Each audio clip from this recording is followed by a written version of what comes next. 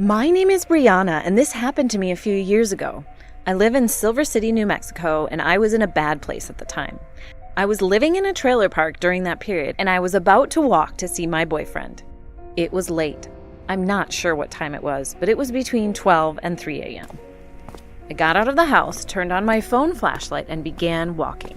Keep in mind that there is one large orange street light that illuminates the mailboxes near where you would turn to drive into the trailer park. However, as you walked down the road, there were no other lights. Not even a single house light. I've always been a bit paranoid, but it was only a 10 to 20 minute walk, so what's the big deal? So I began walking down the street, and my flashlight barely lit anything. I could see a few houses, but as I walked further down the road, I saw a massive ditch filled with trees, grass, weeds, shrubs, bushes, and a rail going down. On the right side of where I was walking, there was nothing but dirt and hills. I kept looking back as I walked to reassure myself that there was no need to be so worried and afraid, but I was just so nervous. I could see the end of the street from where I was standing. There was a dance studio on the left and a large fenced-in house on the right, almost like a checkpoint. It was a little far away, but I figured if I kept my flashlight straight and walked quickly, I'd be there in no time. Suddenly, I heard these movements, almost like steps. However, they weren't mine. I stopped and pointed my flashlight at the railed ditch, hoping to see someone walking or even an animal pass by. But there was no one there. "Hello!" I yelled, shining my flashlight towards this big, eerie tree that slumped over the rail. And nothing. I turned around to see if there was someone behind me, but there wasn't anyone. I thought I was just freaking myself out, so I kept walking. Then I heard a hissing noise coming from the hills, almost like a cat or a large animal. I pointed my flashlight to my right, and there it was.